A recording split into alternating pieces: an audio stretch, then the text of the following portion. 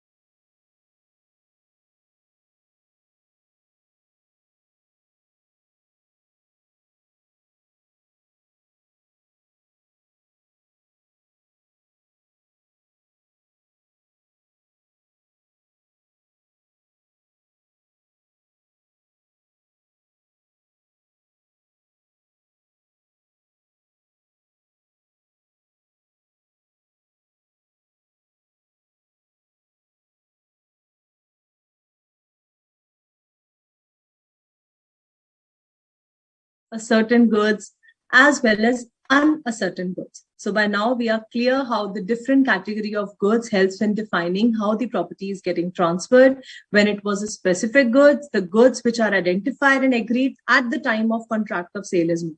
So we are very well aware that as soon as we have made the contract, the property in the goods gets transferred immediately. Just a second, children. Hemil sir, I hope that admin site is working properly because it's not taking me to that. All right, I'll just try.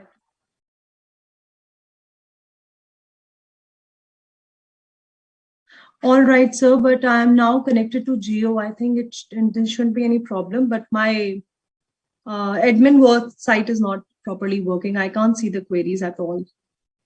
I'm unable to reach. Otherwise, I every time see it, but right now I'm not able to visit that site. It's taking a lot of time to open. See, now it's getting open. Yes. Now it's there, thankfully. Your voice is mute. Pooja Swami is saying, sir, now I'm audible. So should I begin the session from the beginning, sir? All right, children. So we are connected. Yes. Once again, a very good morning, children, because I've just received few of the messages ki ma'am, the voice is not clear. I hope, please give me a consent, children. The voice is now clearly visible.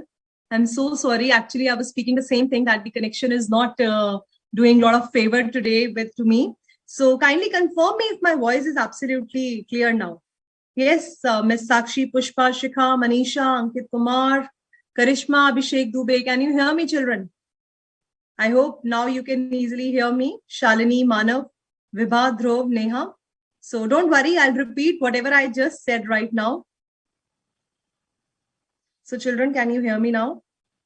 Thank you so much, Talad, Reddy, Lakshmi, Chandan, Vanitha, for confirming that the voice is clearly audible now. Thank you so much. So once again, children, on behalf of ICAI, I wish you a very good morning.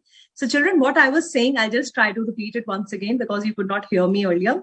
So I was just sharing that international conference is coming up. You must have seen the video just before we begin the session that on 29th and 30th of January, Institute is holding a virtual international conference for all of you. So children, I was just trying to explain you since the conference is just a click of button away from you. You just have to get up from your beds and you just have to on the cameras and sit in front of your laptops or iPads or mobile phones, wherever you're sitting, wherever you're roaming, wherever you are, you just have to connect virtually with the Institute. And yes, you'll be part of the biggest international conference, which is being held for students. So children, when Institute is making so much effort, they'll be delivering a motivational speaker is being invited. They'll be having great technical as well as knowledgeable intellectual speakers are coming up who will be explaining you about the global opportunities for CAs.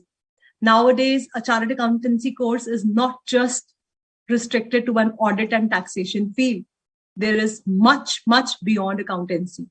So if you really want to keep yourself updated, want to gain good amount of knowledge.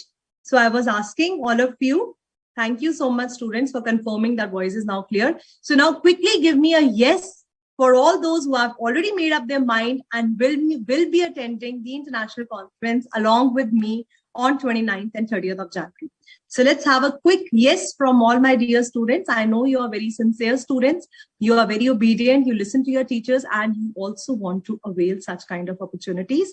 So since it's a virtual one, I would request all my students to be part of this conference. See, children, Institute makes so much effort. Institute is working day and night so that the students can stay updated. Their knowledge can be easily increased even when they are away from the Institute sitting at their own homes.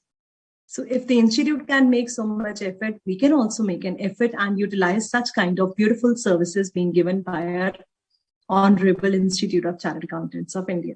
All right. So great. Those who have said, yes, we will be attending. I'm super proud of you. So if I can get a yes from 400 to 500 students, I'm sure many of you will be actually making out for the day over there. Great students. So now let's begin for today's session.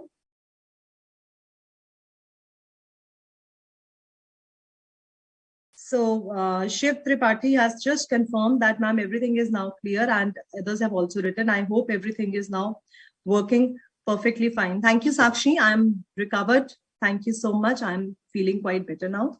Thanks for asking. Okay, children. So now, since we have already started with Unit 3 in the previous lecture, we will be winding up with Unit 3, children, today. We will be ending up with the session. I hope my slides are visible here now. So we have already done passing of property section 18 to 26 as well as risk prima facie passes with the property in the previous lecture. In today's session, we will be covering transfer of title as well as performance of the contract of sale. But as every time we always try to have a revision of the previous sections, we will do first that and then we'll try to wind up Unit 3 today. Since we could not meet in between for one of the lectures, since we could not meet in between for one of the sections, so that's why we have kept a law session for all of you for tomorrow as well. So the last chapter of sale of goods, that is unpaid seller, will be covered in tomorrow's session, that is Sunday. All right. Okay, children. So let's proceed further. We have already understood that what is the meaning of passing of property. So I was just having a revision right now with all of you that property means passing of the ownership to the goods. So we have, by now, you all know that one is the word that we use in sale of goods, that is property of the goods, which has to do completely with your ownership. So whenever I'm saying the goods have been sold, that means now the buyer becomes the owner of those goods. Something which was being held by the seller now straight away goes to the buyer. And another thing is known as the term which we use, possession of the goods. So whenever in sale we are talking, we're always talking about the property. However, the cases where you're doing a bailment, you're extending something to someone, you're sharing the things with other, there you're just giving the possession of the goods. Karishma, Manisha, those who are asking, having the doubts regarding right of disposal, we will definitely revise that topic as well. Thank you so much, Ashima, Sarvesh, Om, Shubhambi, Lakshmi, Talat, Sonam, Pooja, Shezain, all of you who have said that, yes, ma'am, we are excited for the conference as well. I'm super proud of all of you students. I'm so happy that you all obey the teachers and you are actively going to participate in that as well. Mrs. Ruchi, Asta, Dhairya, Shivam, Ritu, Jaspreet, Shreya, Agarwal, all of you, Mansi, great. Very nice students, very nice. So now your messages are interchangeably coming to me very easily. So all those who are asking about the reservation of right to disposal and other things, we'll be taking up the queries in between, but let's have a quick revision of what we have done. So Sarthak Agarwal and Manisha, tomorrow's lecture will be at same time, 11 to 1. Okay, children? So now, by now, you all know what is the difference between possession and property. And in sale of goods, we're always talking about the property of the goods, that is your ownership. After that, we have discussed specific and certain goods. Sabko clear hai, the property passes immediately. Once the sale of goods is made, when the goods are clearly identified, it is specific goods, it is a certain goods, the property gets transferred from the seller to the buyer on the spot immediately. Now, the major problem which occurs is regarding your unascertained goods. We have done these examples also in deliverable state. The only difference was, in case of specific goods, the only difference was where the goods are already in deliverable state, property gets immediately transferred, and where they were to be put in deliverable state, at that time, the property gets transferred after we informs the buyer. So sellers informing to the buyer is mandatory where the goods are to be put in deliverable state. And then we very validly, nicely discussed the carpet example also.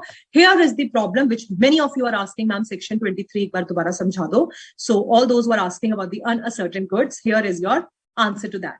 So first of all, let's revise what are unascertained goods. A owns 10 Maruti cars. B contracts to buy a Maruti car bearing OR02 8800. What is this contract? Is it for specific good or is it for unascertained goods? Ma'am, this is very clearly mentioned. They have mentioned the type of car that they wanted to buy. Therefore, this is the sale of a specific good. Bilkul clear hai. Hame pata lag raha hai. Humne ek specific car ko point kara. Remember our previous example of that peanut butter Oreo chocolate? So you were specifically talking about one particular chocolate that is known as specific goods. Seller will allow you to sell that goods to you and the property gets transferred immediately. However, in the different example, it says A owns Maruti cars, 10 Maruti cars A is having, and B said, I want to buy one out of them. Kya maine bataya? Which one? Did I tell this particular one? Did I mention that only this white color out of all the reds available? Did I specifically touch the one car and mention? The answer is no, ma'am. You have not said, you have just said, I want to buy one out of them. What is this kind of contract? It is known as contract of unascertained goods. Why? Because the goods are lying in a bulk. Simple. Where the goods are lying in bulk or lots, it is known as sale of unascertained goods. Clear है? यहाँ तक हम सबको समझ आ गया था. उसके बाद क्या होता है? It says whenever there is a contract of unascertained goods, no property is transferred unless the goods are ascertained. So what is the first step that I have to do? I have to make the goods ascertained. Ascertainment of goods has to be done. Means out of the 10 Maruti cars, I will just pick up one and I will keep it separately. I will pack it and I will tell the buyer that your goods are now ready. Now the property and the goods get transferred. So we said section 23 tells you about two type of categories.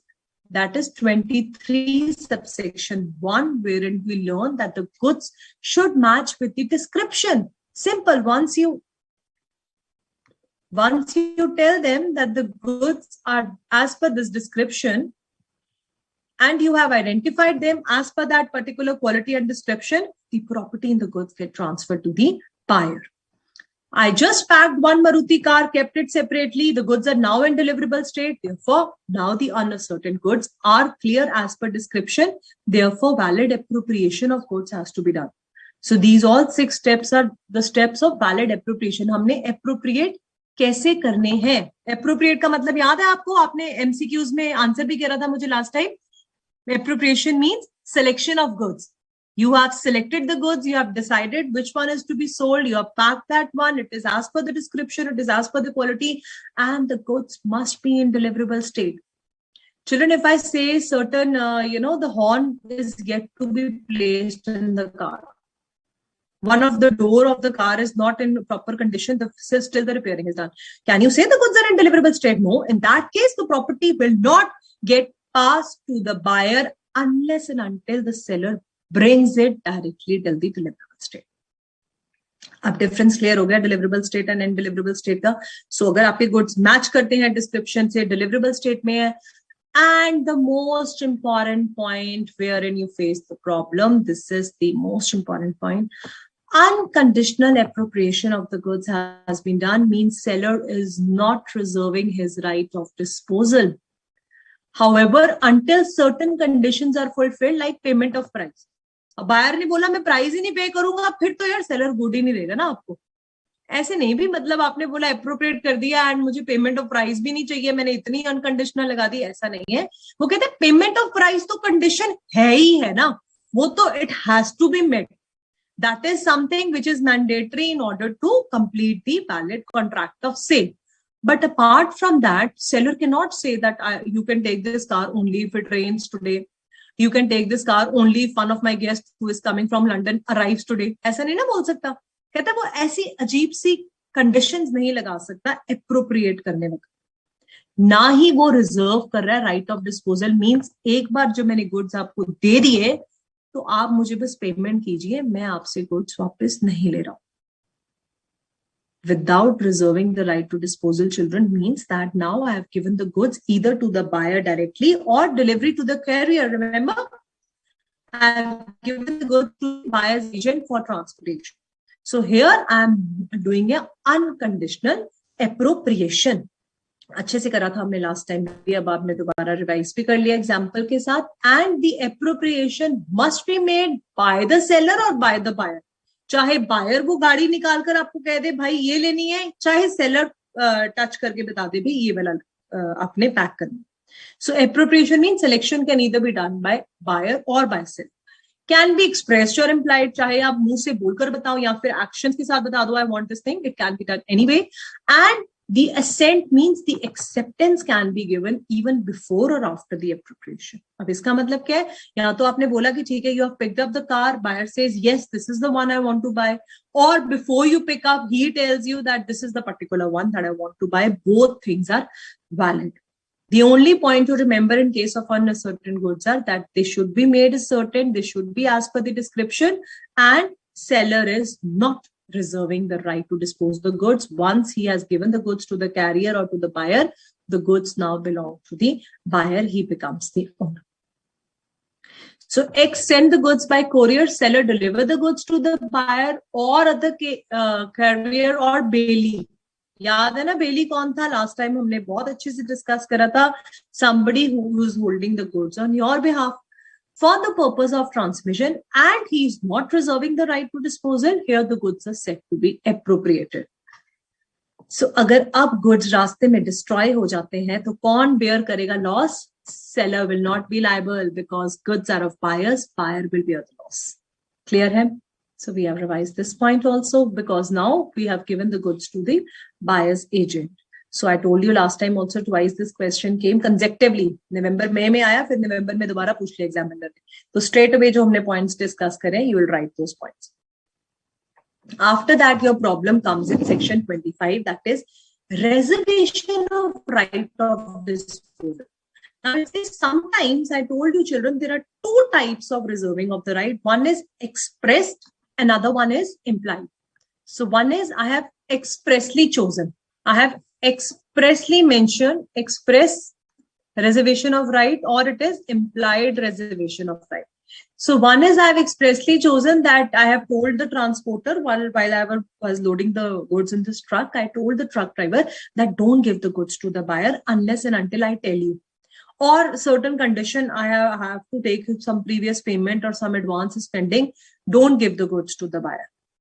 तो ये तो होता है express reservation of right of disposal. If you'll see section 25, na study material has given very beautifully subsection 1, 2, and 3. So if you want, I can take you to the study material as well. So it's very clearly given, and it's always better to read each and every line which is given in your study material, so that children, we don't leave any single thing. So here, so it says section 25 clearly tells you reservation of right of disposal. Subsection 1 क्या कहता है? अब आपके सारे doubts भी clear हो जाएंगे. It says where there is a contract for specific goods or they have been subsequently appropriated. Subsequently appropriated का मतलब क्या? मैंने 10 गाड़ियों में से एक बोला था बेचनी है, and subsequently means बाद में आपने appropriate करी. तो कहते हैं चाहे तो वो specific goods थे, already decided थे, या फिर आपने बाद में appropriate करा. Both the cases, seller may reserve the right to disposal. So seller के पास ये right है. He can exercise it.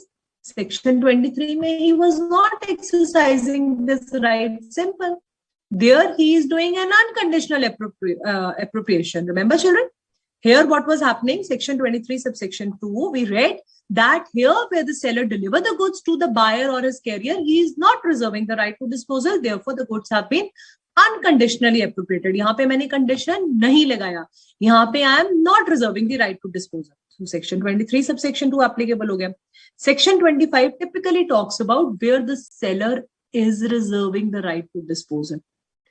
The only difference in both these sections are where seller is not reserving the right to disposal, buyer will be liable.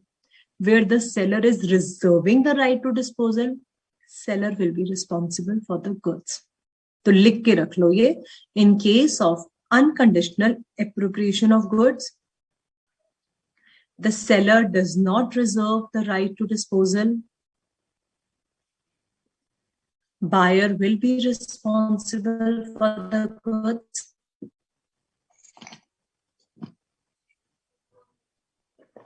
However, section 25 says the seller may reserve the right to dispose the goods.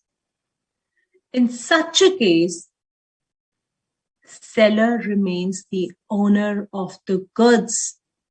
In such a case, seller remains the owner of the goods until the buyer fulfills the conditions imposed by the seller. Until the buyer fulfills the conditions imposed by the seller. तो क्या फर्क हुआ? अगर seller ने बोला है कि भाई तू मेरी एडवांस पेमेंट करेगा तभी वो मेरा ट्रक ड्राइवर तुझे गुड्स देगा, तो बायर एडवांस पेमेंट करेगा तभी उसको गुड्स मिलेंगे, and then only he becomes the owner. Now, if the goods are in transportation, if anything happens, here the seller will be liable because seller has reserved the right to dispose. No? Seller can also call the truck driver and tell him that bring my goods back. I'm getting a better customer. Let's sell the goods to him because he has reserved the right. So number one can be here. Subsection 1 tells you I'm reserving the right expressly. So here I have reserved the right to disposal expressly. Or when the goods are shipped or delivered to a railway administration for carriage by bill of lading, the goods are deliverable to the order of the seller or the prima facie here the goods seller deemed to be the owner of the goods. To his order means ये जो मैंने अभी आपको समझाया, अब ये shipment की बात करें, रेलवे एडमिनिस्ट्रेशन की बात करें, हमने ट्रक की बात करी, बात हुई है. Here he is trying to tell you where expressly I have told that person that don't deliver the goods unless I tell. So to the order of the seller means here the transporter is acting as the seller's agent. So I hope you all have written subsection 1 and subsection 2 is telling you express reservation of a right to disposal. Now, ma'am, you were saying implied. What is the meaning of implied reservation? Subsection 3 is telling you, here it is implied that seller has reserved the right to disposal. What does that mean? It says where the seller draws on the buyer for the price. Draws means a bill of exchange. Children, negotiable instruments is something which you will be covering as a part of your CA inter syllabus. But as of now, I'll briefly tell you, bills of exchange is a type of a negotiable instrument. So sometimes the buyer is not paying you cash. He's either drawing a check for the payment or a promissory note or a bill of exchange. So these are the type of negotiable instruments which can also be used for the purpose of making a payment. Now what will happen अगर आपको कोई check से पे करते हैं तो आपको नहीं लगता है यहाँ पे एक अनसर्टेनिटी आ जाती है कि कल को चेक डिसऑनर ना हो जाए, कल को बिल डिसऑनर ना हो जाए. So here it says it is implied condition that the goods will not become buyer's property unless my payment is made, because there is a risk of dishonor. So if he does not honor the bill or he wrongfully retains the bill, the property in the goods will not pass to the buyer. Here, this condition becomes implied. The payment has to be made first, then the buyer is bound to accept the goods. Goods will not become of the buyer unless and until my payment is clear. So in simple words, you can write down in subsection 3, where the delivery of goods is to be made, where the delivery of goods is to be made and the payment for the goods is to be made through bills of exchange or check, where the delivery of goods is to be made to the buyer and the buyer is making the payment through bills of exchange or check. Here it means it is implied by law. It is implied by law that seller has reserved the right to disposal of goods. Here it is implied by law that the seller has reserved the right to disposal of the goods. Until the payment is made, buyer will not become the owner of the goods. Until the payment is made or the check is cleared, buyer will not become the owner of the goods. So who remains the owner of the goods in case of reservation of right to disposal? Ma'am, now it's absolutely clear. In all these cases, seller remains the owner. लिख के रख लेना section 25 के according. Seller remains the owner. So any loss happening, any problem occurring during transportation or till the time the payment is made, seller will be liable for the goods. खत्म. Section 23 subsection 1 and 2 में buyer is the owner, buyer का agent कुछ लेकर जा रहा है, unconditionally appropriator है, buyer is liable. Section 25, all these subsection 1, 2, 3 you have clearly understood now. Seller will remain the owner, therefore seller will be liable for any loss happening.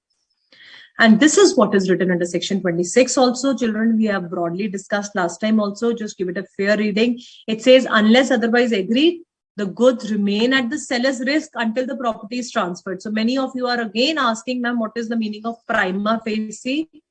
It says the goods risk prima facie passes with the property. Means देखने में तो जैसे ही मैंने property of goods means ownership जब दे दी buyer को, तो मैंने उसे risk of goods भी दे दिया. ऐसा ही होता है ना, आपने मोबाइल फोन खरीदा, दुकान से निकले, now this mobile phone belongs to you. So you use this mobile phone or you break it or you play with it, whatever you want to do, it is now your property. Okay. So but however, if the payment is still pending, delivery is still pending, the seller has reserved the right to disposal, then it remains my property only till the conditions are fulfilled. Then only the property gets passes. So now the property of the goods is with the seller. So risk passes with the property. So if the risk is with the seller, seller bears if the property of the goods is with the seller, seller will be liable. If the property of the goods is with the buyer, buyer will be liable. ठीक है, तो ये वाला section सिर्फ इतनी बातें कहते हैं. Yes, Pooja, that's absolutely correct. So section 25 में seller will remain owner. Sandeep, Sakshi, all of you are correct. Good. Varun is saying we have bills of exchange and accounts also. That's nice. Digambar Sahu is saying, ma'am, well understood. So thank you so much. I'm glad. Okay. So I hope now you have understood, children, how reservation of right to disposal helps the facing the risk. Similarly, Section 26 also talks about the same thing. The only exception that we covered over here is unless otherwise agreed means where any delay is being made. So it says the owner of the goods must bear the loss or damage unless otherwise agreed. What is the meaning of this line? Unless otherwise agreed. Wherein I have told you that I, as a seller, I will keep the goods for 1 month and you come and take the goods after 1 month. Now, children, here I have expressly told you the seller is reserving the right to disposal. Here the seller will be owner and he will be bearing the goods. But once the goods have been after that event, that once the goods after 1 month I've given to the buyer, after that event, the buyer becomes the owner and he will have to bear the risk even if delivery is not made. So I told the buyer that please come and pick up your goods after 1 week. Buyer slept. He forgot. He did not come for 4 weeks. The goods got damaged. Who will bear the loss? Answer me quickly. I, as a seller, I told the buyer that please come after 1 week and pick up your goods. Buyer came after 4 weeks and goods got destroyed. Who will bear the loss? Some children say, I'm talking Hindi. Some say, I'm talking English. I'm trying my best to use the language English, that is Hindi and English both.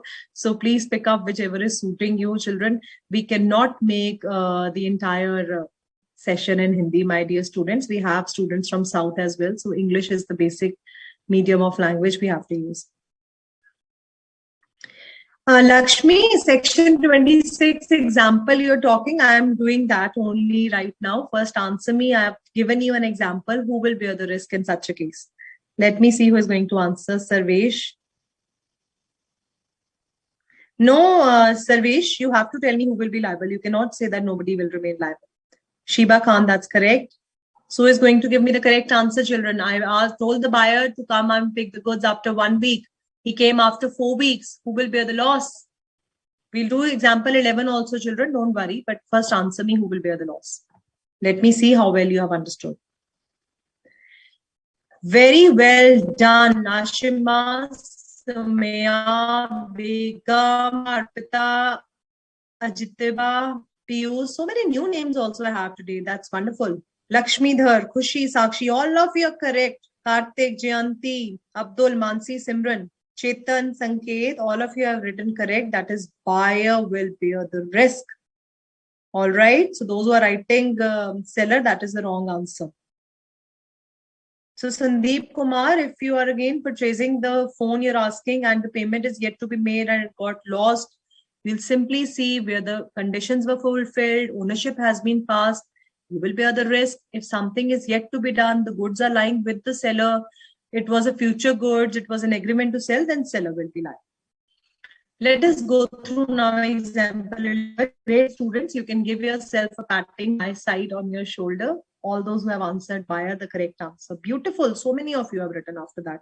Shiv Tripathi, Nakul, Vishnu, Priyanka. Now I think I should appoint an assistant who can just sit with me and read all the names because so many of my students participate now. Barna, Shiv, Nakul, Namitha, Sandhya, Jeet. Jeet, your answer is wrong. You have written seller. That's not the correct answer. Sandhya, it's buyer. Ashwarya has written buyer. That's correct. Good, children. Example number 11, a bid for an antique painting at a sale by auction. So many things are covered. Auction sale. Tomorrow, when we wind up the chapter of unpaid seller, I'll explain you what is auction sale. Abhi ke liye ye samajh lo that there is a sale which is happening after the bids. Bids means, children, when there is an auction sale, in Hindi you call it nilami pe saman bechna. Auction is known as in Hindi ki nilami pe jaise saman bechte hain, and in English, when in bulk you are selling the things at a cheaper rate or whatever rate the audience is going to agree. So they give certain bids, they make the appropriation that I want to give 10,000 for this painting or I want to give 15,000. So after all these biddings, when the auctioneer struck his hammer to give the acceptance. He hit the antique which got damaged. Now, very interesting. The antique bottle, that auctioneer was selling this antique bottle, and you all, my students, were the audience. And somebody, Sarthak, said, I'll pay 10,000. Shreya said, I'll pay 20,000. Akshat said, I'll pay 5,000. Yashoda said, I pay 6,000. So I said, okay, fine, we'll agree for the Sarthak, that is 15,000. So auctioneer has a hammer in hand and he has to put tuck करके वो जो order सुनते हो ना आप law में, the judge gives you an order on order. Similarly, the auctioneer has to make the sale by putting the hammer down that yes, it is now done. You must have done it in contract act also, how the sale happens. So rather than hitting the table by mistake, he hit the antique painting only. उसने उसको ही तोड़ डाला, ऐसे ठक करा, and the painting got damaged. Who will bear the loss? It says the loss will have to be borne by the seller because the ownership has not been passed from the seller to buyer. Abhi the goods were still lying on that table only. The ownership has not passed to the buyer. Therefore, the seller will only bear the loss. So children, this example helps you to understand you have to see each and every situation very clearly. You cannot just blindly get up and say that goods have been given to the buyer is bearing the loss. What was the actually intention of the transaction? How the transaction was taking place? All these things needs to be understood very minutely and clearly in order to make a decision who is going to bear the loss. I hope by this example, the things are very much clear. So I'll just take a halt for 2 minutes over here. Meanwhile, I'll go through your queries. And the next topic that we're going to start is title to the goods. That is, what are the exceptions? Even if you're not the owner of the goods, there are 7 to 8 cases. Still, it is considered as a valid sale. So after just 2 minutes break, we'll cover that as well. Thank you.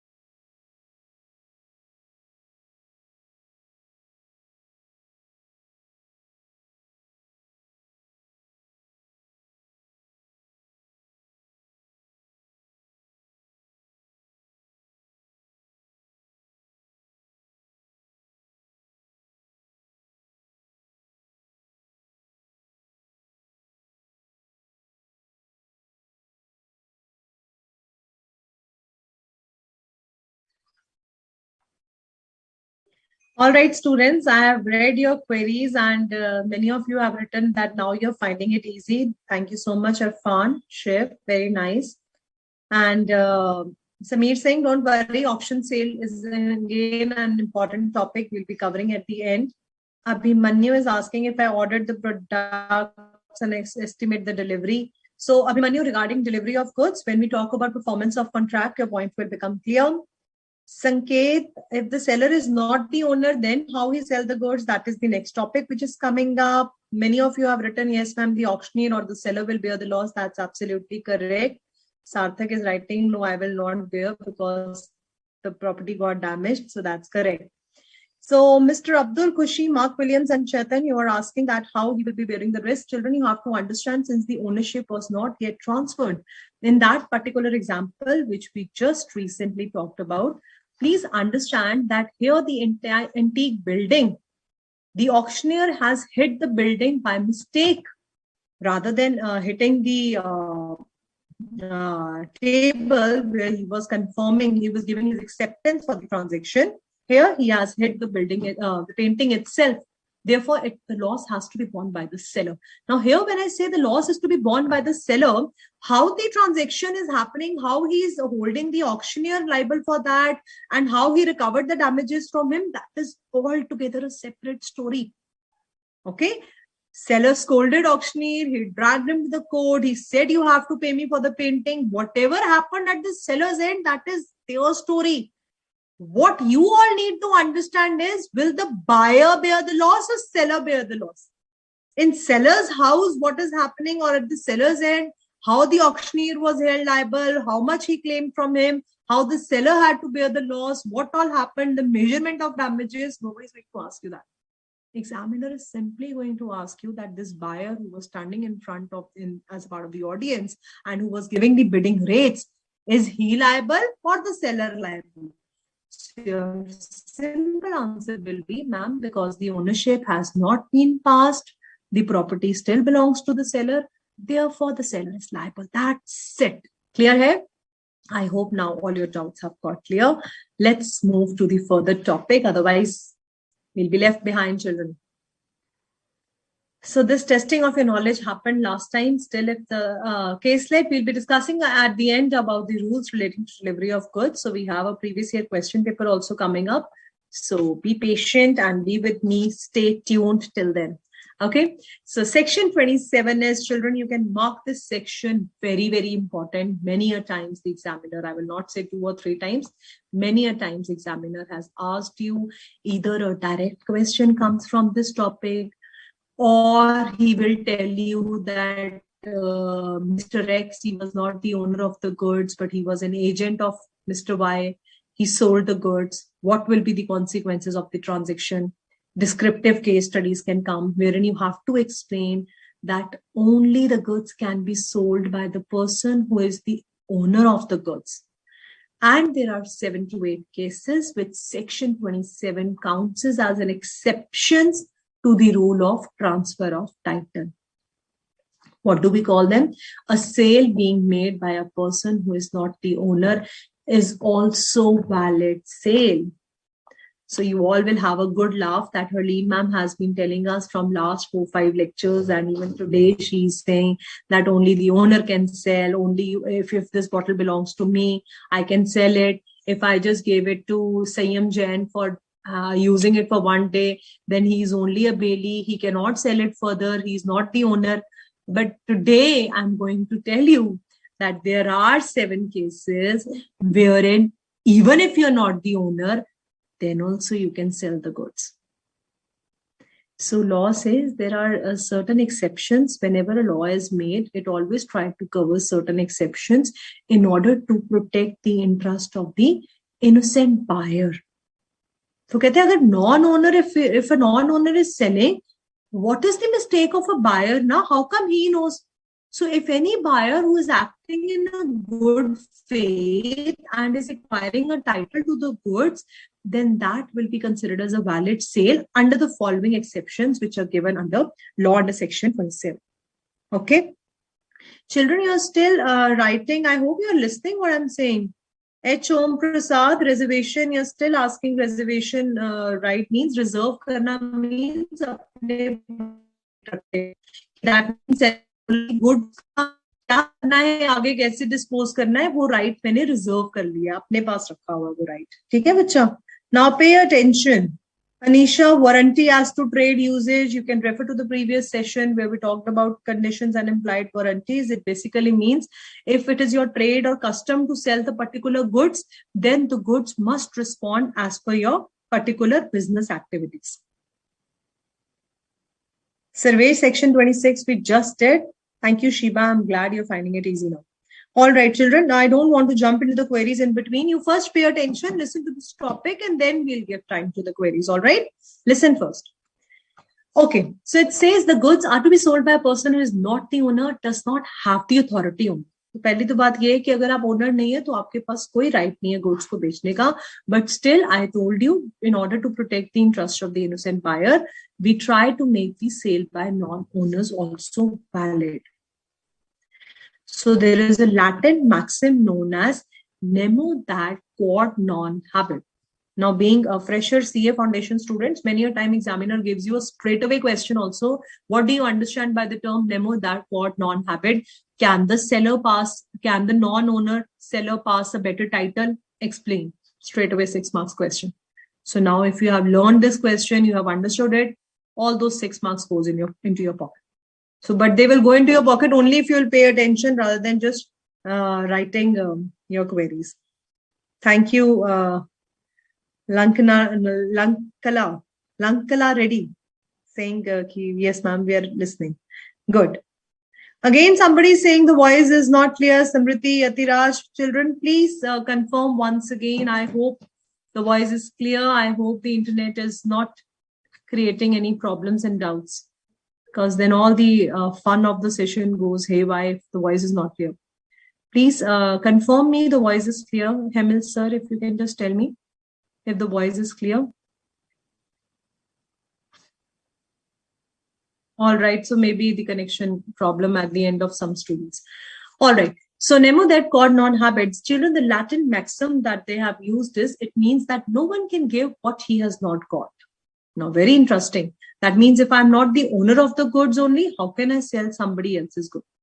So let's take the basic example. I gave you my storybook for reading. Can you go and sell it to Mr. C? Yes or no? No, ma'am. We cannot sell because that is your storybook. You are the owner. So only I can sell it.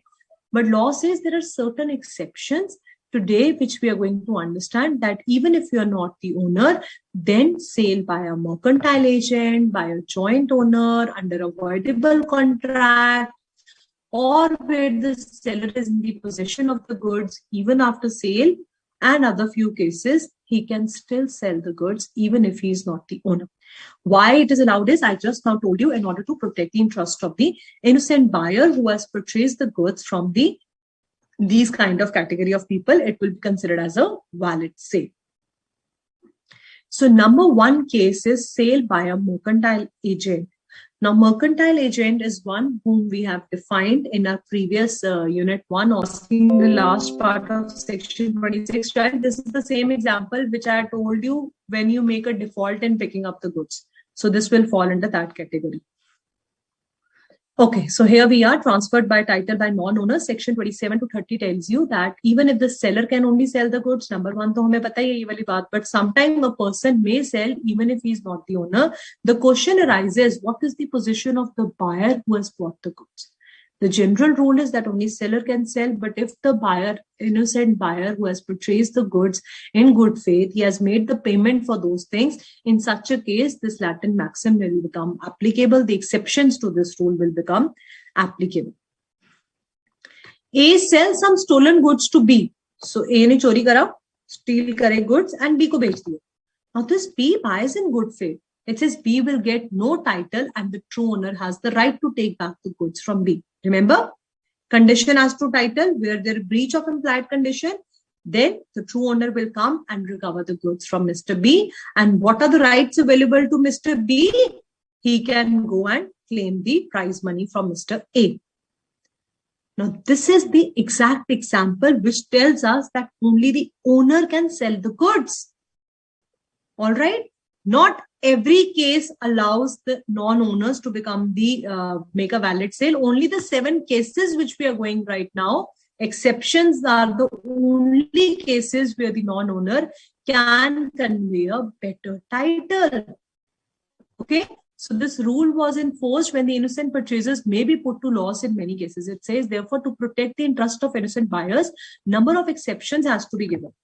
So otherwise, though, never a sale can happen by a non-owner. So it was held that the mercantile agent cannot sell the goods. He is not the owner. So law said, let's include certain 7 categories were made, that if sale is happening in such cases, then even if the seller is not the owner of the goods, it is valid. But the general rule, example 13 and 14 tells you the general rule that if you have stolen something, condition as to title will apply, breach of implied condition as to title, and true owner can recover the goods. Second, example 14 is very, very important, children. This is a very important example. Again, I have an intuition, a case study can come. Had I been the examiner, I would have definitely given you a case study related to this question. So pay attention. It says, P, the hirer of vehicle under hire purchase agreement, sells them to Q. Q, though a bona fide purchaser, will not acquire the ownership of the vehicle. Why he will not get the ownership of the vehicle? You answer me. He says he gets the same rights as that of the hirer.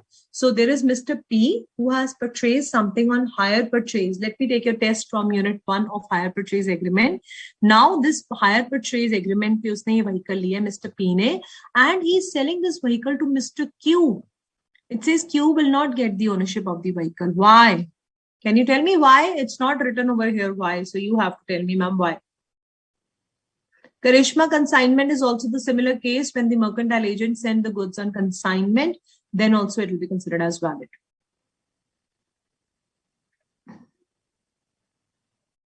So Pooja will understand the bona fide and good faith, all these words. Shreya Agarwal is saying all clear. That's nice. Okay. Yes, children, are you telling me why Q will not get the ownership of the vehicle? He has purchased the thing on hire purchase, and now he's selling, Mr. P is selling the goods to Mr. Q, and it says that Q will not get the title to the goods. Why?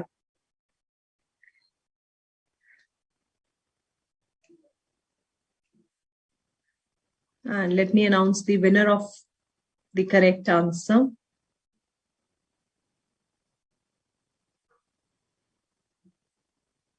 Excellent. Sakshi is the first one to give the correct answer. Vidya has also given the correct answer. Sarthak Agarwal, Pushpa, Kirti Rao, Samya, Sandeep, Sarvesh, Manisha, Sanket, Jyoti, Altibha, Ajitibha, Mr. Ghosh. I think that's better.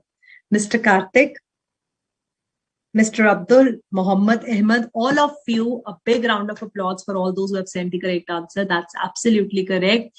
They say that ownership in hire purchase gets transferred only on the payment of last installment. So, ma'am, since P is not the owner, how can he sell the goods to Q? So this is a very important rule of hire purchase agreement. Mark करके रख लो, लिख के रख लो कि hire purchase agreement में if the person who has taken the goods and hire purchase until the last installment, he does not become the owner. So in between, if he's selling the goods to the other person, that will not be considered as a valid sale. Clear है. So title condition as to title breach हो सकती है, hire purchase में भी breach माना जाएगा, नहीं माना जाएगा. So what are the cases in which it will be considered valid is number 1, sale by a mercantile agent. Now we are going to do the exceptions where a non-owner can also pass a better title. What is the meaning of title? Ownership. Okay, so these are the cases. Number 1 case, sale by mercantile agent. It says where the mercantile agent for the document of title would pass a good title to the buyer if the conditions are fulfilled. So what are these 3 conditions have to be fulfilled? Number 1, he should be in the possession of the goods or the documents with the consent of owner. I just now gave you an example that I have appointed Mr. P in Ludhiana, who's acting as my mercantile agent. So obviously the goods that I am the owner as a principal, I have only given him the goods for further sale. If he has taken it without my permission, then it is stealing now. So with the consent of the owner, all those document of titles that I have given him, all those goods that he's holding, Number one should be with the consent of the owner. He must be making the sale in the ordinary course of business as a mercantile agent. I told you, if I'm a cloth merchant and my mercantile agent is doing a cloth business on my behalf, he cannot say that I'm taking the clothes home for his personal use, getting dresses stitched. मेरा कपड़ा है, मैं business कर रही हूँ, तो अगर मैंने उसे सेल के लिए दिया, तो it should be in the ordinary course of business. Whatever transaction that mercantile agent is doing, he must be doing for the purpose of business and not for his personal use. So here the first point underlining line is with the consent of the owner, he is holding the goods. Possession means he is holding the goods with the consent of the owner. Now, number 2 point is important, is ordinary course of business and not personal use, and not for his personal use. He cannot personally use my goods. And the third point is, if the buyer has acted in good faith and at the time of contract of sale, no notice was given that the seller had no authority to sell. Now, this is a little tricky and important. It says there is a provision to section 27, which says many a times what happens is, say, for example, the agent, Mr. P, whom I have appointed him for 1 month. So on 1st of January 2022, I appointed him, and 31st January, I told him that after 31st January, you will not be selling the goods. Now, can you say that I have given him the notice that now you don't have any authority to sell the goods? Law says if now my mercantile agent still sell the goods, it will not be a valid sale. So the sale will be a valid sale. Number one, the buyer is acting in good faith. And good faith means he's trusting you. Bona fide, you were asking me the meaning of bona fide. Good faith means एक विश्वास पे वो cell हो रही है. The buyer understands that you are the true owner. He has nothing to do whether you are the real owner of the goods or not. He is assuming that you have opened this shop in Ludhiana and you're selling me the goods and you are the owner of the goods. This is what we mean by bona fide title. This is what we mean by good faith, that he becomes the true owner. He is doing it in good faith. Bona fide purchaser means he's trusting you as a true owner of the goods. And you can mark it as point number 4, that no notice has been given by the principal that he cannot sell the goods. So it is a negative sentence where I'm saying no notice has been given. So in positive way, you can say the mercantile agent must have the authority to sell. There should be no such notice which has been received by him that now you cannot sell. So in my example where I told you, Mr. P, that you cannot sell the goods after 31st January. So still on 2nd February, if we sell the goods, then you will say, no, ma'am, it is not a valid sale because provision to section 27 will become applicable. Clear ho gaya sabko sale by mercantile agent? So let's read the example which is given over here.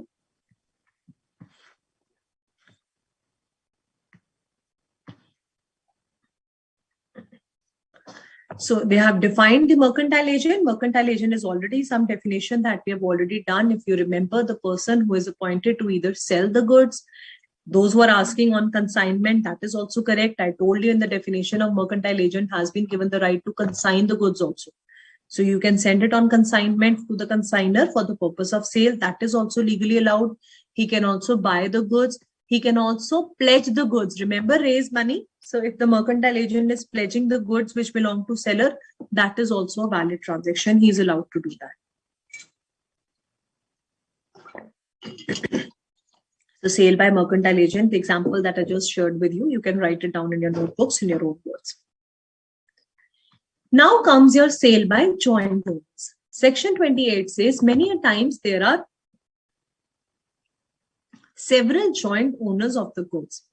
So say, for example, I have purchased a motorbike and Mr. A, B, and C, they have jointly owned this bike. So 1/3 share each of them is having, and they say at times A drives the bike, kabhi B chala leta hai, kabhi C chala leta hai. So jointly they are owning the goods. Now what are the conditions over here? Number 1 condition is if one of the joint owners has the sole possession of them. So hamare example mein humne liya A, B and C, they are jointly holding a bike, and one of them, whom you want, let's take Mr. A. So Mr. A is always having the Sole possession. Possession means custody of the goods. So who is always having this bike? Mr. A is having the sole possession of this goods. Number 2, with our permission.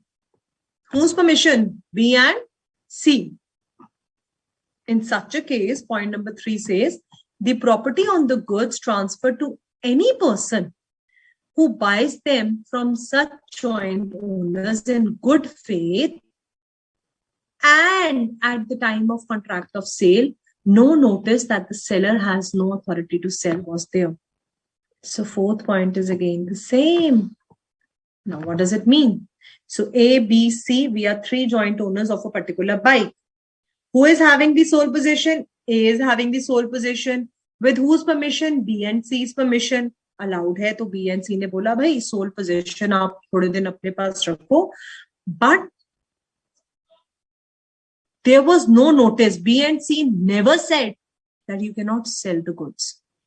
So law says if there is no notice at the time of contract of sale, there is no notice that the seller cannot sell the goods. That means this Mr. A has full right to sell the goods to another person, Mr. D, who is buying the goods in good faith. So let's assume in this example that Mr. A is holding the bike and one of Mr. D's friend, he come to him and he says that यार ये तो बड़ी अच्छी bike है मुझे दे दो. तो आप मुझे बताओ बेटा ये तो bike A, B and C तीनों की है. Does A has the right to sell the goods to Mr. D? Yes or no? It says the goods are owned jointly. I am not the only owner. So Harleen ma'am just told us that non-owners cannot sell the goods.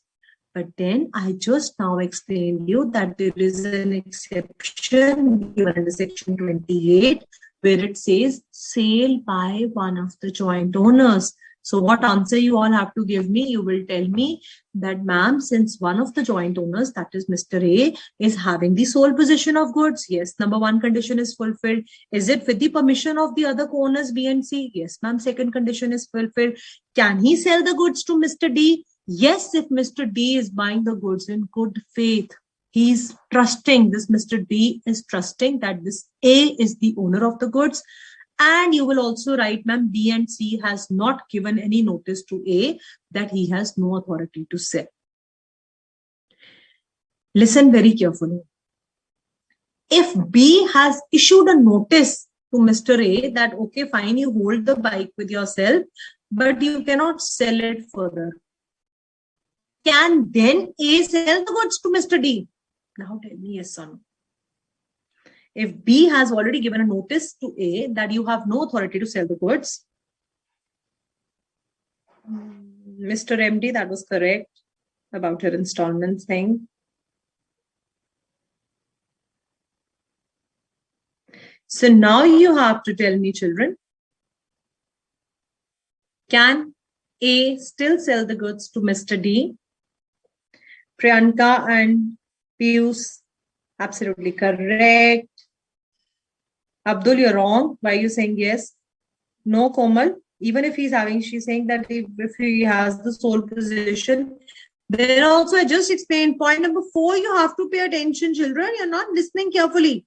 Man Singh Rai, your answer is correct. Miss Jinnal Gami, your answer is correct. Muhammad Ali, correct. Barna Mandal is correct. So they all are correct. Others who are writing yes, the answer is wrong. Why? Because I just now told you, if B has sent a notice that now you don't have any authority to sell, then none of the joint owners can sell the goods. So it must be made clear that at the time of contract of sale, no such notice should have been received that the owner does not have the authority to sell the goods. Let's read this example. It will become more clear. So A, B, C are 3 brothers and they are the joint owners of a television and a VCR.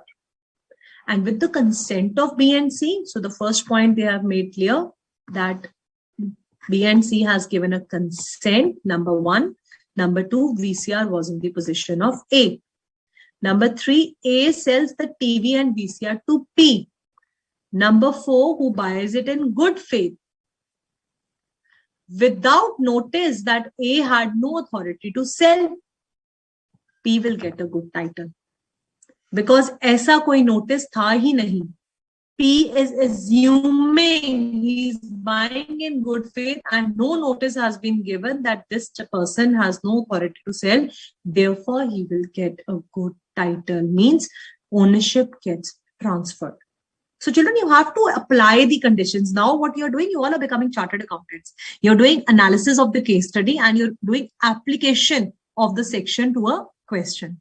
So this is how when you become chartered accountants, this is how when cases will come to you, they'll ask you that, sir, please help us in giving your judgment. How does it happen? Can such a sale valid? So you'll say, yes, you have to see these 3-4 conditions are met. That, okay, one of the joint owner is having the possession of the goods. Yes, he's having, it is the consent given by the other co-owners. Yes, it is given. The buyer is buying in good faith. Yes, he's buying in good faith. And he's buying in such a faith that he has no notice that this person has no authority to sell. Means it is assumed that he is the only owner of these goods. Then it is a valid sale. Samajh gaye? Let's move to the third point. So many points we have to cover today.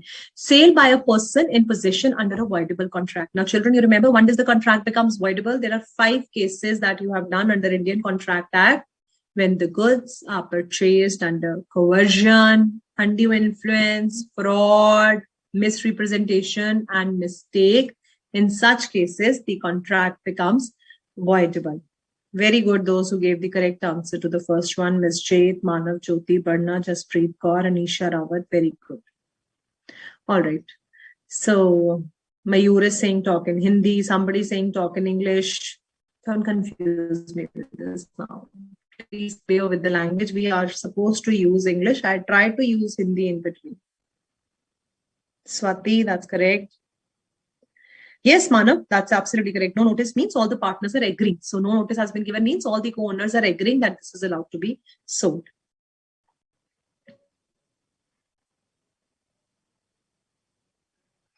Varun, if mercantile agent still sells the good and he had no authority, then yes, you are right. Then no property will pass to the buyer. Manisha, again, if the notice has been given not to sell, then that kind of sale will not be a valid sale. So you have to see that the person should be having the authority to sell the goods. Let's move to the third point. So voidable contract, you all have understood what is the meaning of voidable contract. It means where the contract is made by any of those 5 points that you have covered under the consent given by the person. So the consent should be a free consent. Now, what happens? Now, this section 29 is very, very interesting.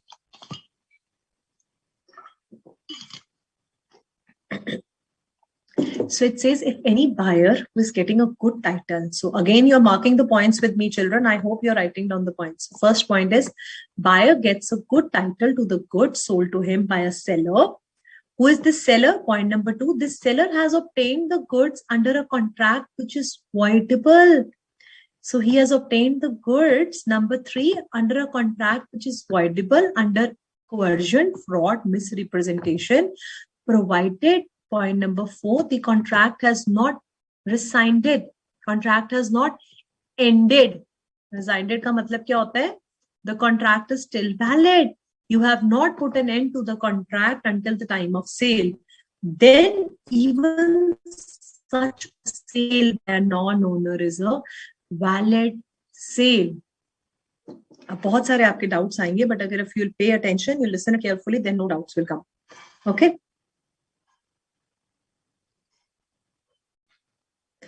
All right.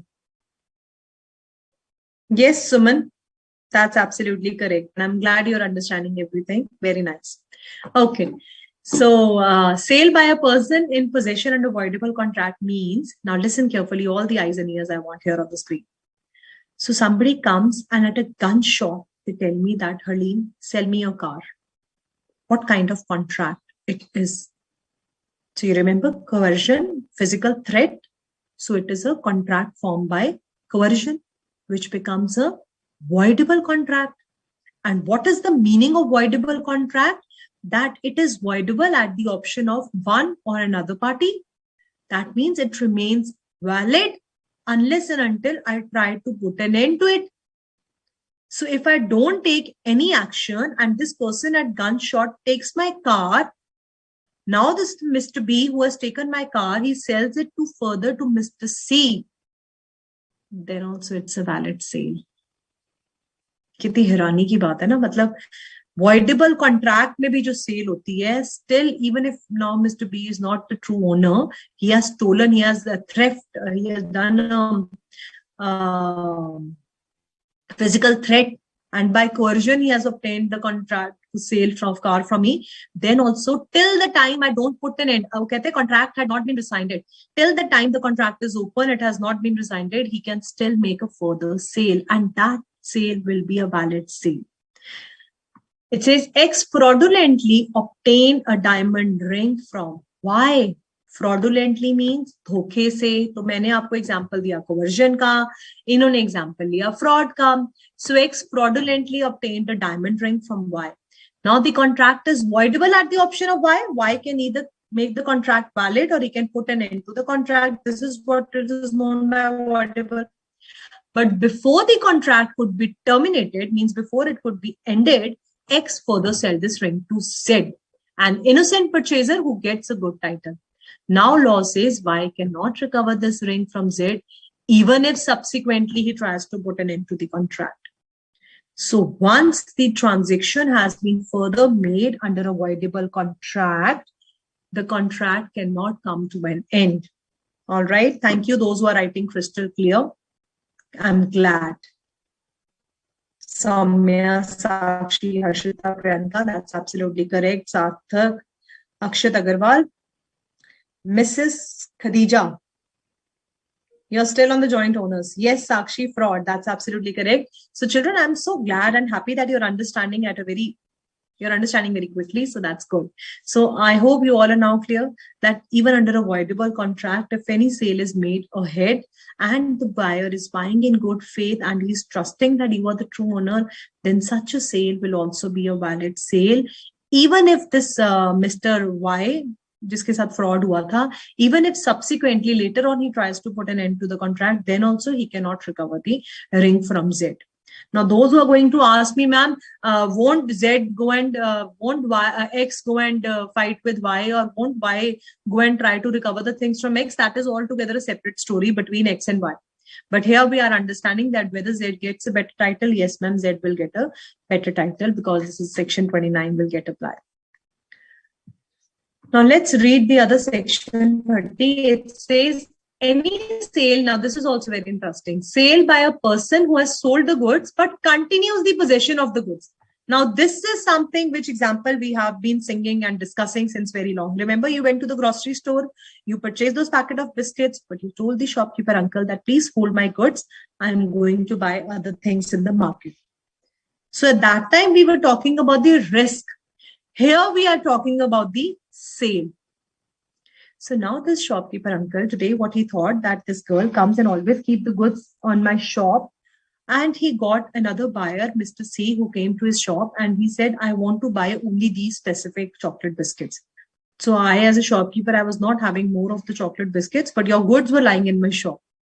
So I sold these goods to Mr. C at a higher profit. Law says, can you do so?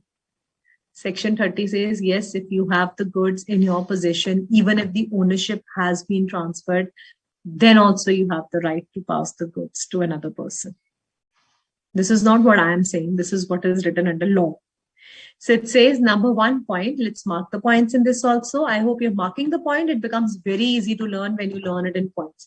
And I hope you all will make proper notes in your notebooks today. Mark the points in the study material right now, and after the class, make proper notes and write it down in your notebooks. You'll never forget it. Okay. Number 1, if a person has sold the goods. Number 2, but continues to be in possession. The shopkeeper uncle has sold me the goods, but still having the possession of the goods. Then number 3, he can sell the goods to a third person. Number 4, if such person obtains the delivery in good faith and without the notice of previous sale. Now what he has mentioned, that this new shopkeeper, Mr. C, who has come to uncle's shop, he has no information that the goods were already sold.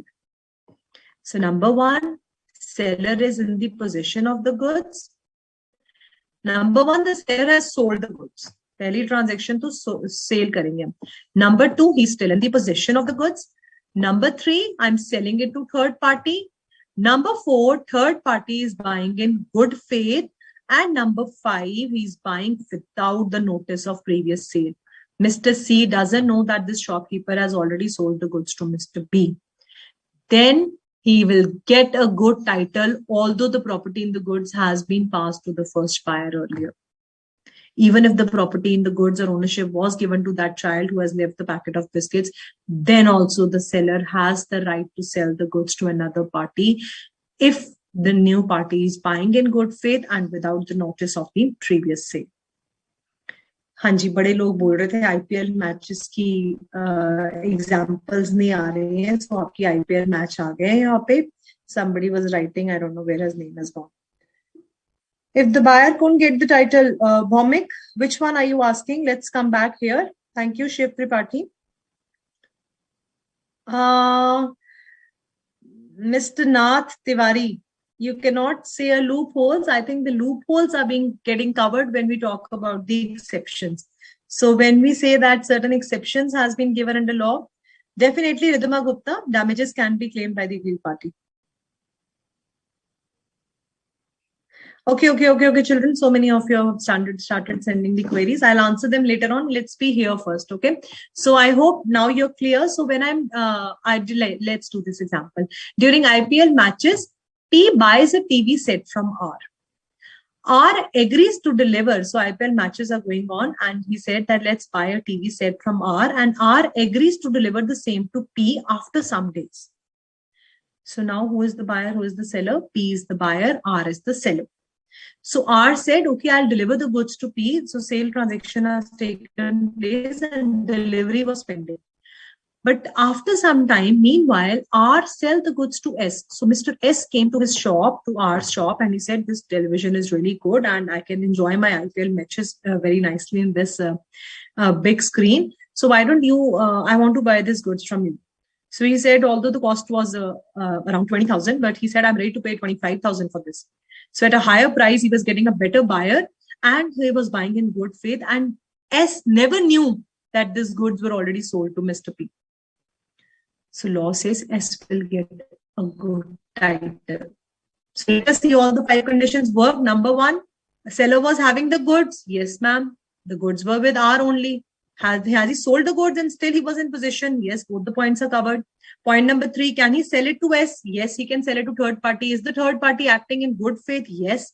Is he buying it without the knowledge of the previous sale? Yes, therefore he gets a good title. Simple hai, section padho, points banao, example karo, apply the same points in the example and you pass to that title. Clear? Let's go last one. Sale by the buyer having the possession of the goods. Now the case of buyer he is talking. Abhi usne seller ki baat kari ki how the seller sell the goods when he is holding. Now he is talking about the buyer. So sale by a buyer having the possession before the property in the goods is transferred. So now here he is not getting the ownership, but can he still transfer the goods to another person? Children, section 30 subsection 2 is very very important. अभी आपने मुझे hire purchase का answer करा था, उसकी contradictory statement is coming up. So leave the admin query session and come back here. Listen very carefully. Now he says buyer, the seller said, okay, Halim, we'll sell you this mobile phone and I am the buyer. I have not yet taken the ownership, but I said, okay, I'll take the goods and I'll just see all the features and then we'll complete the contract of sale. But while the goods were in my possession, even before the property means ownership nahi mili hai. Before the property in the good means the ownership is yet with the seller. Likh lo. The ownership of the goods is still with the seller. The buyer is only having the custody of the goods. He's only having the ownership. He's only having the possession. Ownership is with the seller. So now me as a buyer, though I'm not the owner, I'm having the goods in my hand. Can I go and sell it to Mr. C? This is what we have to study over here. So it says number 1 point, where the buyer with the consent of the seller. तो मैं अभी buyer बनी थी and आपके consent के साथ मैं mobile लेकर गई थी. So I am the buyer. With the consent of seller, I took the goods. Yes, that is true. Number one, property has been given. No, ma'am, ownership is not transferred. It is still with the seller. He may, number four, now this buyer can still sell, pledge, or dispose of the goods to a third person. Why? If such third person obtains the goods in good faith and without the notice of lien of the original seller, then the new person will get a good title. So just remember this example. I am the buyer. I took the goods from the seller with the consent of the seller. I can sell, pledge, even I can give it on pledge. You remember pledge, don't ask me again pledge. When you give the goods as a security and you obtain money on behalf of that.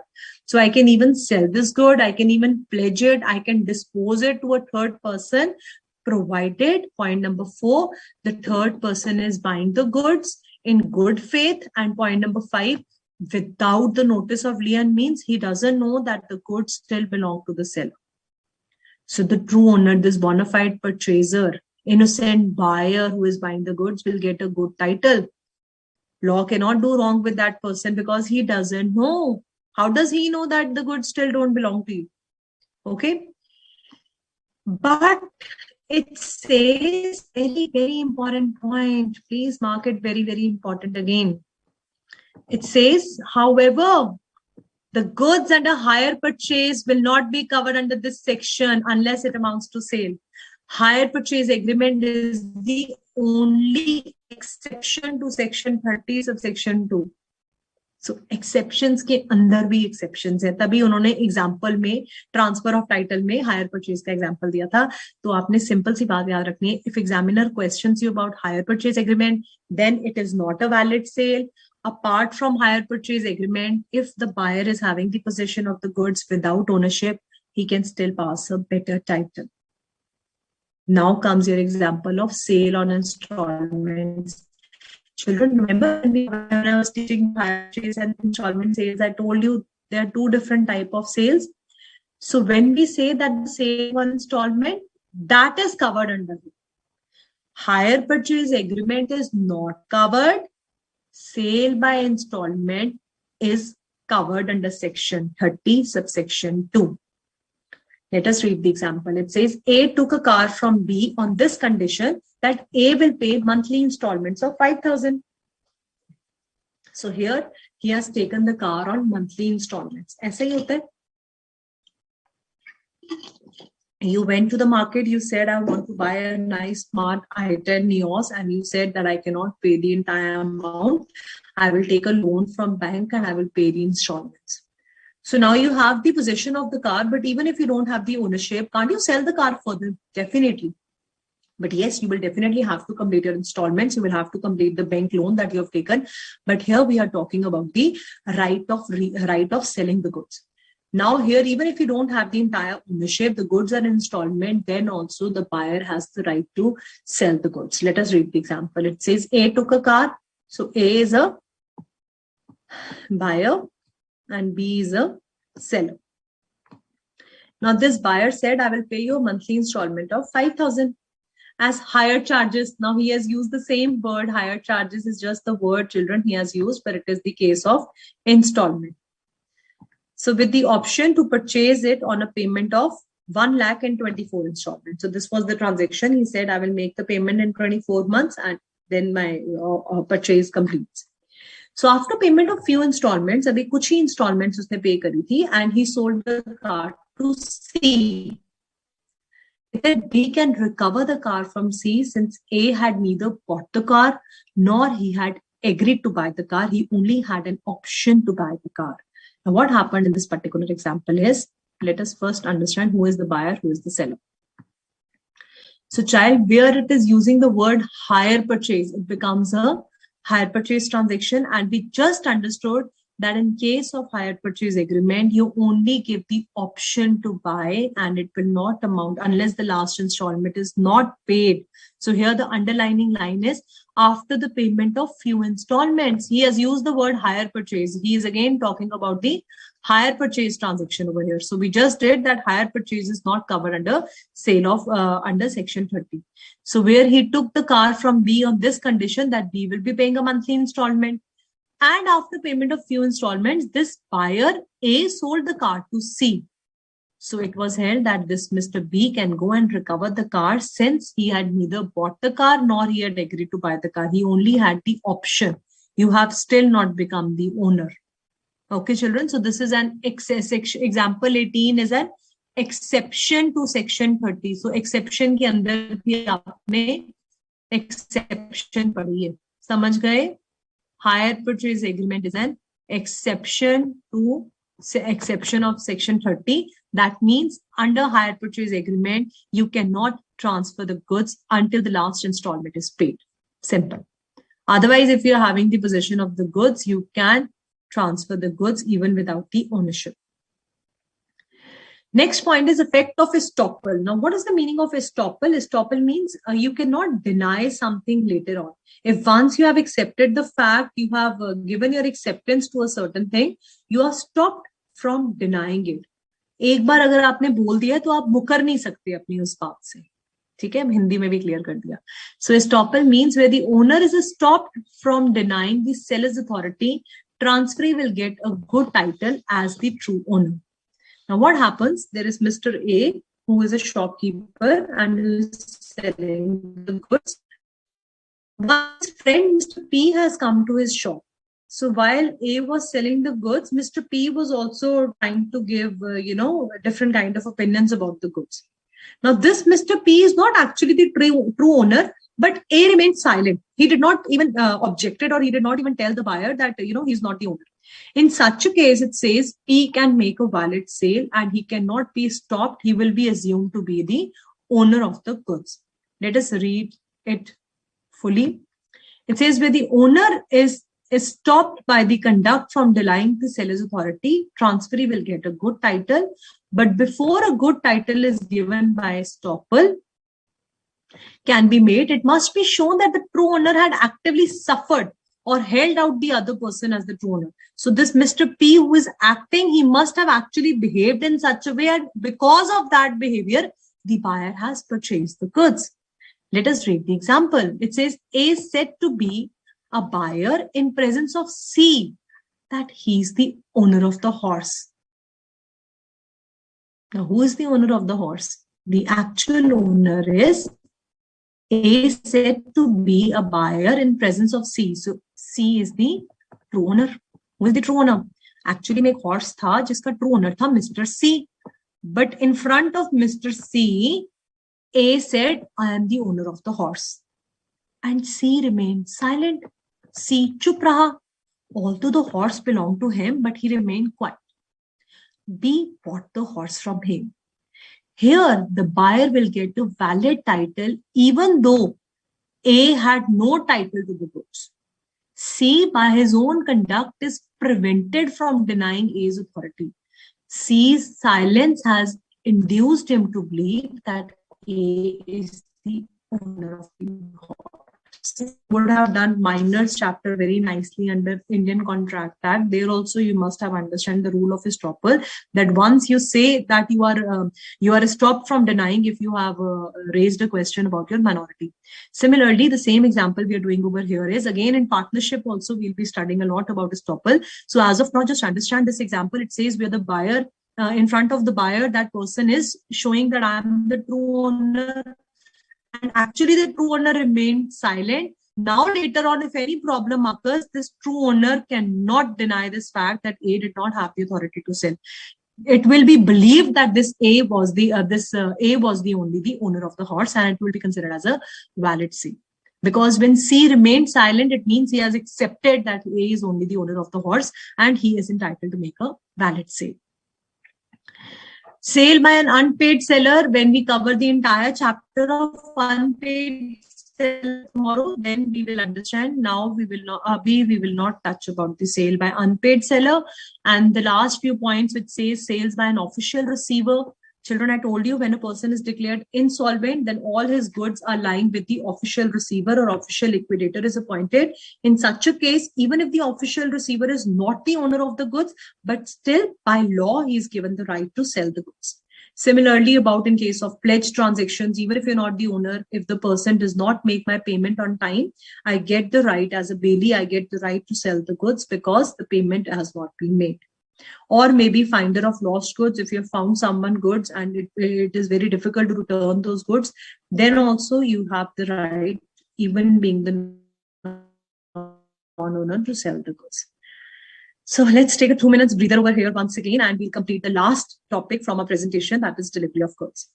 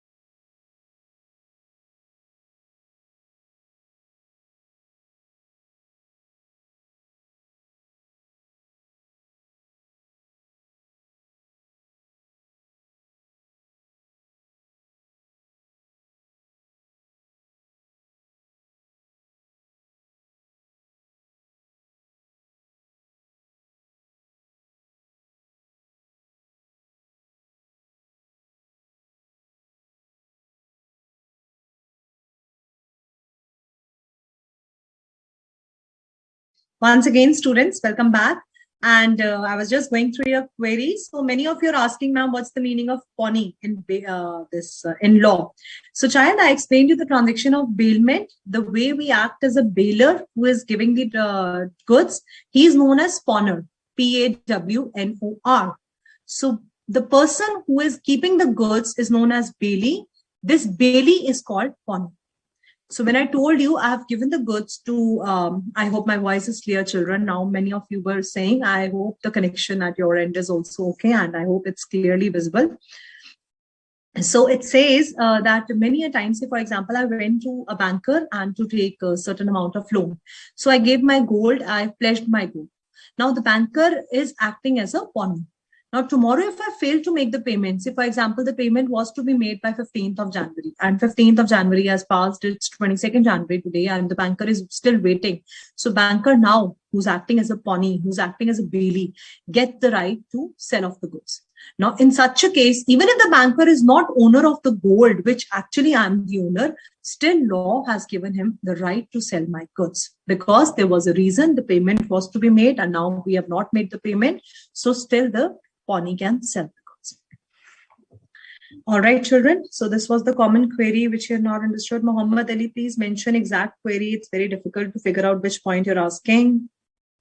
So Kusum, transfer of titles, the last points we have just done. Thank you, Ashima. I'm glad. And thank you, Sanket and Jyoti, for confirming voice is absolutely clear. Thank you so much. Jaspreet Kaur, estoppel means where once you have said something, you cannot deny from that fact later on. So where C remains silent. Yes, Ravi saying when you say remaining silent, it amounts to acceptance. Means you remain silent. You did not point it out that no, C is not the owner and I am the owner. There, it will be assumed that now this horse belongs to A and he has the right to sell the goods. All right. So children, please learn all these points. You have to learn it. And I'll take your queries at the end because I really want to complete this chapter first. Okay. Yes, Jigme, then also it will be considered as a valid sale. But if if you have the knowledge of the previous sale, then fourth condition will not be satisfying. Then it will not be a valid sale. So you have to see all the 4-5 conditions that I made you write down in points. They should be satisfied. So the previous year question paper's correct question has come.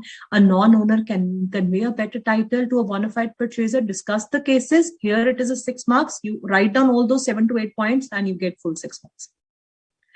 Section 31 to 44. Let's quickly complete this. It's very, very simple, children. All we need to do is we just have to make a discussion. Yes, Shiba Khan, that is correct. Pawnee can be considered in the case of bailee as a bailment. That's correct. All right. Karthik, that is where you're talking about conversion. That is also correct. Before the contract has been rescinded, if the sale has been made further, it will be considered valid. Now we'll go to the queries later on. So children, what is the meaning of delivery? Now we have to understand the performance of contract of sale. So we made a contract, buyer and seller came, they had a transaction, purchase money, movable goods, everything you understood on the day one. Now we are going to actually perform the contract. So what is the meaning of performance? Means actually doing the things that we have promised to do. So today, me as a seller, I'll be delivering you the goods, and you as a buyer, if the payment is to be made or any other things to be done, you will commit and complete those. So delivery of goods means voluntary transfer of possession of goods. अब मैंने goods यहाँ से उठाने हैं और buyer के वहाँ deliver कर आने हैं. So number one, it says the seller should be ready to deliver the goods. So in points, you have to learn simple. Number one point is seller should be ready to deliver the goods and buyer should be ready to accept and pay. If buyer says, no, I will not take the goods, will it be a valid sale? Performance will not get complete. And can you say that shopkeeper uncle is sitting with all those chocolates and you went to purchase those chocolates and he said, no, I will not sell. He should be ready to deliver the goods also, okay? So if he has promised to make the contract of sale, so on performance will said to be complete when he is delivering the goods. And what is the meaning of delivery? It is voluntary transfer. Voluntary means without any force.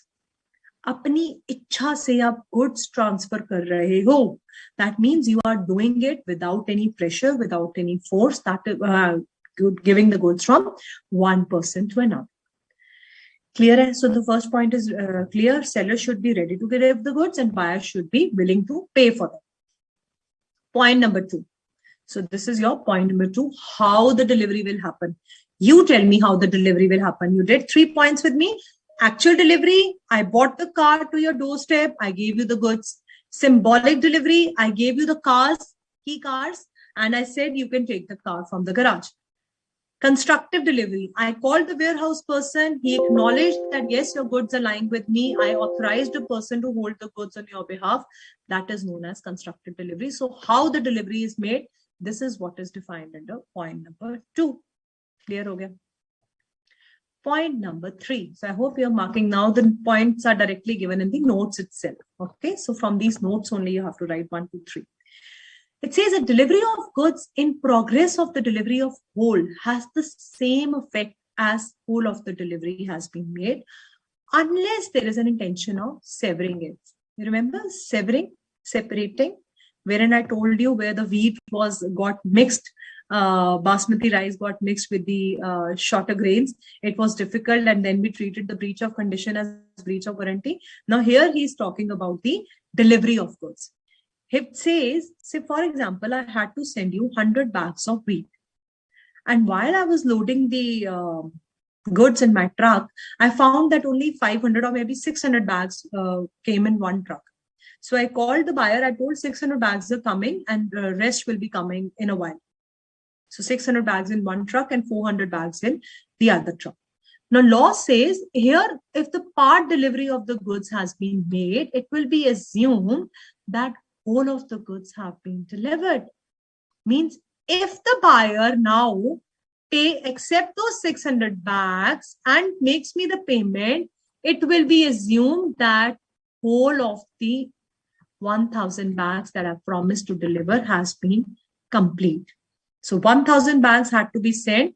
Since the goods were not able to get loaded in one of the trucks, so I'm sending 2 trucks of 600 bags and 400 bags. वो कहते हैं part delivery. This is known as part of the goods has been delivered. So it has the same effect as if whole of the goods has been delivered. So once the buyer has accepted the goods of 600, he cannot fail to accept the 400 bags. He has to accept the contract as complete contract. Samajh gaye? So effect of part delivery will be considered as the whole delivery of the goods.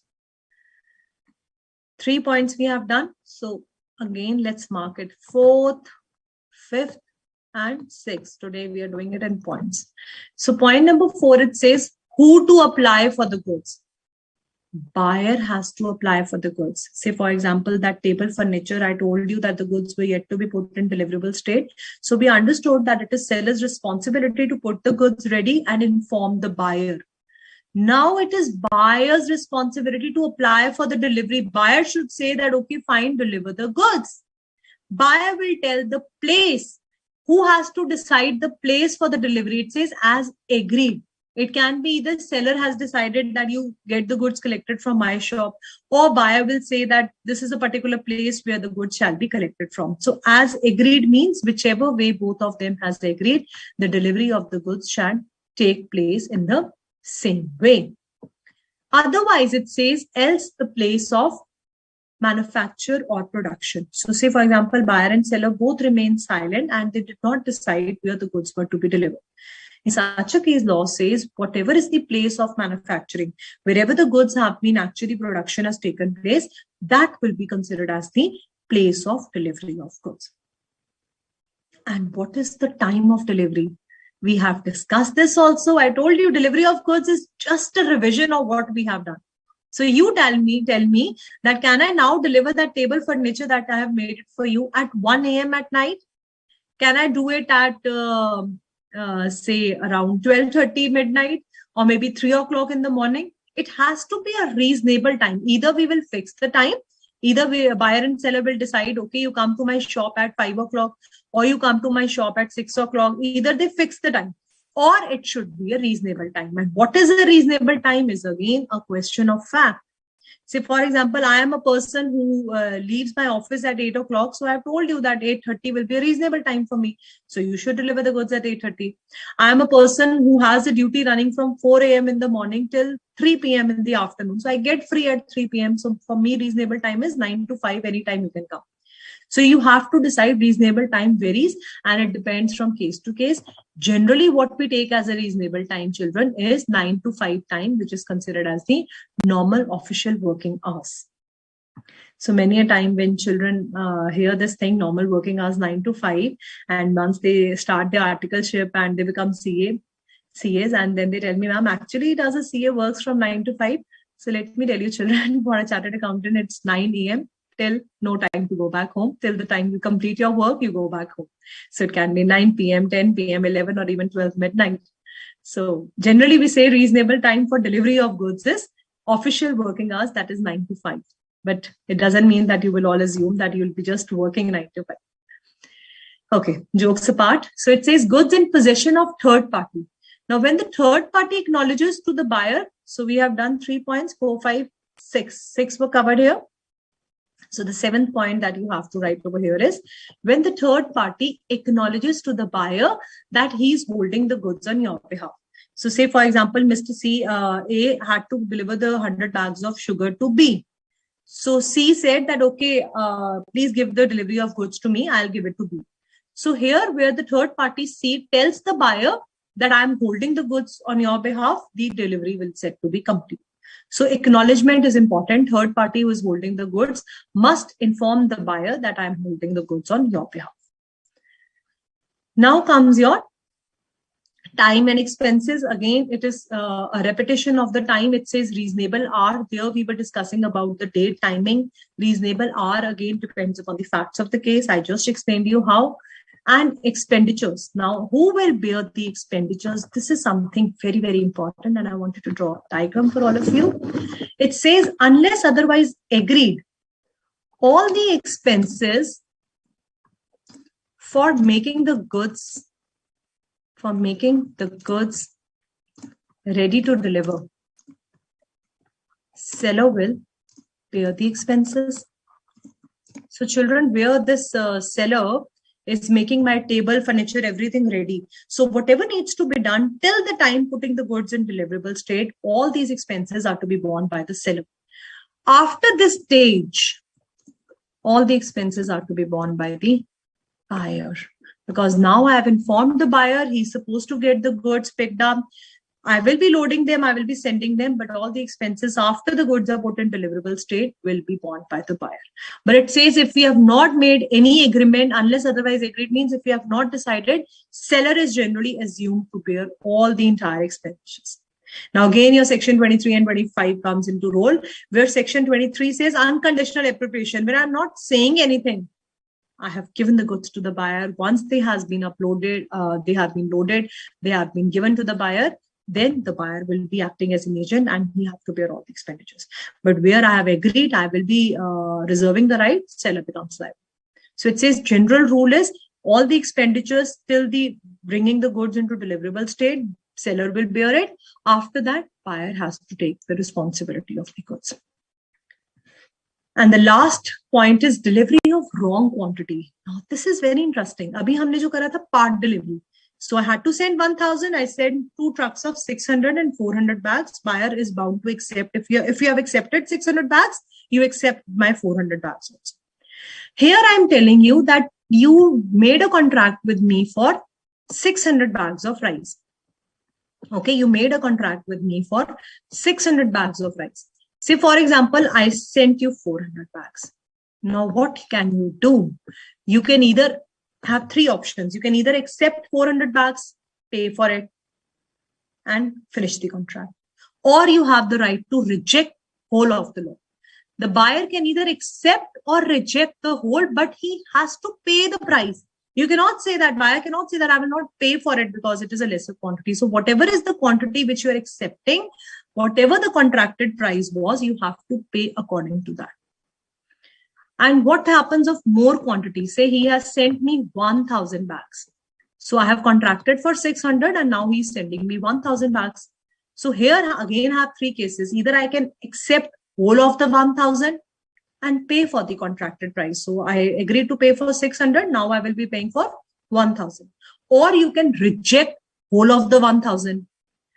Or you can accept 600, pay as per the agreement and reject 400. Clear? So it says it depends upon the buyer's choice. When wrong quantities are sent, buyer has these three options. He can either accept whole, reject whole, or he can pay the difference, whatever is the quantity that was required, and he can pay the contracted price for that. Installment deliveries now, this is very, very important. There is a difference between part delivery and installment deliveries. Here it says the buyer is not bound to accept in delivery in installments. So you will say, ma'am, right now you just said that I'm sending 600 and 400 bags. You have to accept. Child, that was part delivery of goods. So my goods are coming in different part. Installment delivery means the seller says that, okay, I'm sending you 600 bags, but I'm not having 400 right now. Maybe after some days I will send it to you. So here he's making at his own choice, he's making the delivery in installments. So where the word installments is used, where the seller is refusing, he's saying I cannot send the goods, then the buyer is not bound to accept. He can straight away refuse to accept my 600 bags. He can say that you agreed for 1,000. You either give me 1,000 right now, or maybe part delivery I can accept, but installments delivery, he is not willing to accept at all. You cannot force him. Unless otherwise agreed means, if we have agreed that we'll be doing in installments, then you have to accept it. Then your agreement will overrule what is written in law. But otherwise, if you have not agreed, then buyer is not bound. He can refuse to accept the goods if the goods come in installments. Delivery to carrier, we have already done, children. Here, the carrier guy is acting as the agent of the buyer, and it will be deemed that the delivery of goods has been given to the buyer. Once you give the goods for transportation, it is assumed buyer delivery has happened. Deterioration of the goods is again very important. The risk is with the buyer. If the goods get spoiled in between or any damage happens, the buyer will have to bear the loss. But he must be given an opportunity to examine the goods. Say, for example, I'm the seller, I'm giving you certain apples and I have to transport them. An opportunity, like in case of sale by sample, I told you an opportunity should be given to examine. So here also buyer will bear the risk of transit, but he should be given an opportunity to see the goods, whether they are in proper condition. So these are certain examples of acceptance of delivery. I don't want to do it in hurry. So children, this is the topic which we'll be beginning for tomorrow. And then we'll be starting with unpaid seller and ending with sale of goods entirely tomorrow. So let's have a quick go through of your questions. And then we'll wind up today's session. And tomorrow again, we are meeting. So be there, 11 to 1 class we are having for law tomorrow also. Shambhi, that's correct. You're giving it the types of delivery. Very good, Sakshi, all of you. Reasonable time. Yes, Sarthak Agarwal, it is like office hours and no fixed times. Yes, if time is not fixed, you have to mutually decide what will be the time period for that. Example 19, who is the transferee? So remind me once again tomorrow, Pushpa, we'll have to go in example 19. I don't remember the examples on tips like this. Goods should be delivered between normal business hours. Ravi Singh, that's absolutely correct. Shiba Khan, law says there is no condition. See, yes, law says generally there is no condition, but it has to be reasonable. You cannot expect someone to come at 1 a.m. midnight and knocking at your door to take the delivery of goods. So that is not acceptable. Yes, Ms. Bhumika, that's correct. Dharmendra, exam dates. Yes, that's good. I'm glad. So taking a recorded lectures. Thank you, Dhruv Modi. Thank you so much. I'm glad. Thank you, Shubham Kumar. I'm so happy to have you all here, and I'm glad you understand things very nicely. Sanskar Jain, definitely we'll be doing Companies Act also, so I'll be doing it completely with you all here. Thank you, Ashima. So now I can only read good compliments coming from your side. If you have any queries, you can send me. Yes, Mohammed Ahmed, at 11 to 1, you can attend the class tomorrow. Railway ticket is what type of delivery? Jyoti Jha, railway ticket, you have to remember those examples of bill of lading, document of title to goods it is mentioning. So one document of title to goods has been given to the buyer. That means ownership is set to be transferred. Yes, Mohammed, we're having a class on Sunday. Thank you, Manisha. Thank you, Dhairya. Vishal Rawat is asking, ma'am, deterioration means if the goods get damaged or destroyed in between. So deteriorate ho jana, generally we talk about eatables. So if I'm sending you some apples as a seller, I'm sending you apples, oranges, these kind of quantity of goods. And if they get rotten in between, सड़ गए हैं, खराब हो गए, deteriorate हो गए. So losses, generally the rule is that the buyer should bear the loss. But still, I will do that one example of iron rods, which many of you must be getting confused. Just read that example as a homework, and tomorrow we'll start from where we have left. So don't worry, we won't be leaving a single thing. Priya Pandey, all these queries related to examination dates and all, you can get in touch with the admin. Thank you, Soumya. Thank you, Shazeen. Thanks so much, Dhruv. I'm glad the concepts become easy for you. That is a great return for me then. Shiv Tripathi, we'll cover that example once again tomorrow. Don't worry. All right. Thank you so much, students. It was really wonderful meeting all of you once again today. And please revise your work and please go through that example of iron rod that I've just mentioned right now. And tomorrow we'll be starting from the acceptance topic. All right. Thank you. Thank you, sir. Thank you so much.